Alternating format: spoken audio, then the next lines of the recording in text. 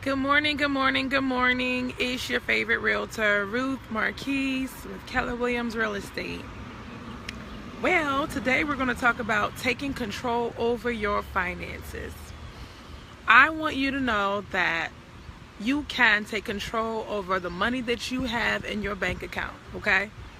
Now, for all of you that feel like, saving money is so hard, saving money is like impossible with all these bills that I have, and it's not, realistic for me, and I have to give myself years and years to save a little bit of money.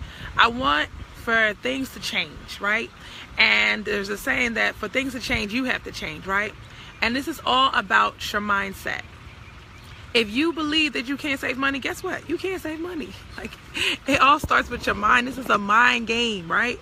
If you was somewhere, like, tell your neighbor, it's a mind game, right? Like, look to the left, look to the right. It's a mind game. Because if you think that you can't save money, then guess what? That's what's going to happen. You can't save money. But if you believe, even if you have no proof or shred of evidence that you can save money, if you believe it, it will start to happen. You will start to see things and ways you can cut back on how you can save money. I had I think I said to somebody, like, I think sometimes we live in two worlds, the world of struggle and the world of abundance. And when we're in the world of struggle, we know how to stretch a dollar better than anybody. I know my people, we could stretch a dollar, right?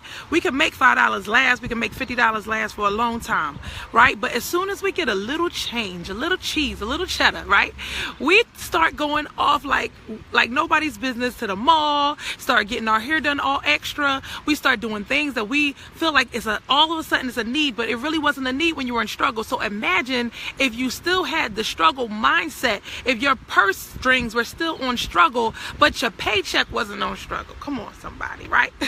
I just want you to think of a world where you can save money and look at your bank account and leave it there. And it doesn't have to go anywhere. You don't have to have a hole in your pocket. Has anybody ever tell you that? Like, oh, why are you buying this or why are you buying that? Like you have a hole in your pocket, right? Has anybody seen, like, get their income tax and then they're like, all of a sudden they running around everywhere to every store doing everything, feeling like they have to catch up? This is a mentality, right? And what I want you to do is recognize it, right? And I want you to notice, like, and say to yourself, you know what? The thing that I want to buy is still going to be there. The money's going to be there. So I can get it on my time, not on what time my bank account says, like, oh, it's going to all go away, so let me hurry up and buy.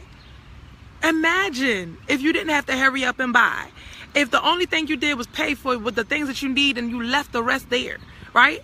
If you already saving money, this video is not for you. Maybe you want to save more money, but I'm talking to the people that find it hard to save money, or you're stuck. You're at 2,000 and you just can't get to 3, or you're at 5,000, you just can't get to 10.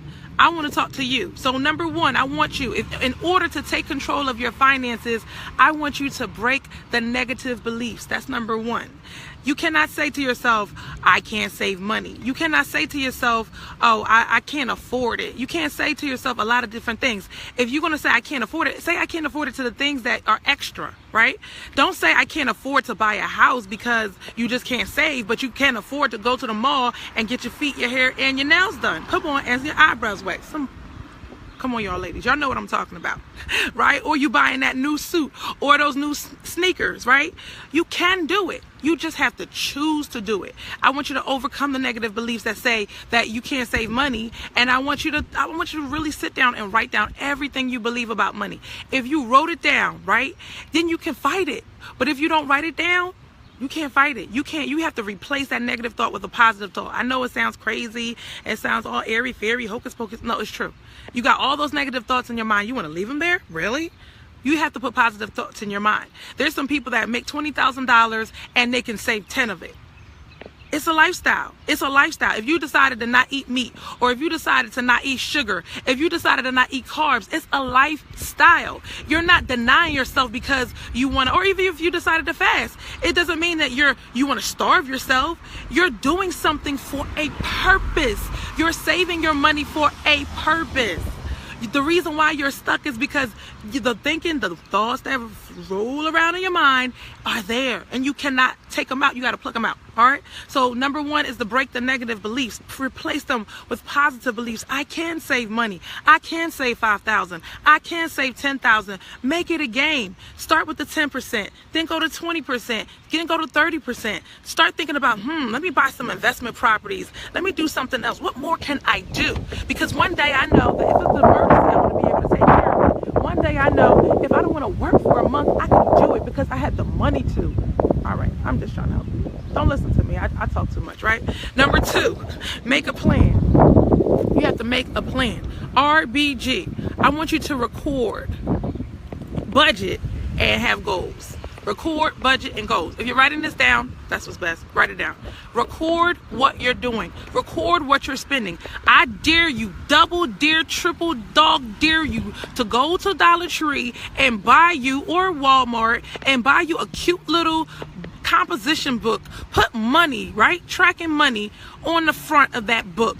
And the sole purpose of this book is to record every single transaction. I want you to know your bank account balance every day. I want you to record what you're spending. What's most importantly is that you start today and you move forward. But as extra credit, I want you to go backwards and look at the last 30 days. Write down everything that you spent, right? I know that the bank prints it out for you, but I want you to physically write it down. Right? And then I want you to categorize what you spent. And I want you to know exactly, I spent $694 on food last month. How can I bring that down? I spent $300 on entertainment last month. How can I bring that down? Start to come up and craft a plan. Like, okay, so no more going out to the movies. We go on Netflix and chill. No more going out to eat. We're going to make the best cuisine that we ever made. Look, I started cooking that food, man. I was like, so it's way better, I'm trying to tell you. So yeah, I made my favorite dishes. I'm not saying something that I'm not doing, y'all. We're going to start recording today. All right, so if you're with me, I want to see thumbs up, likes if you're going to start doing it too. So number 3 is to take action. Take action. Don't just sit there like, ooh, Ruth, that was a good video. I see y'all. I run into y'all and be like, that was a good video, but did you do it? Did you start saving? Did you get your secure credit card? Did you call your experts? Did you call your realtor? Did you call me though?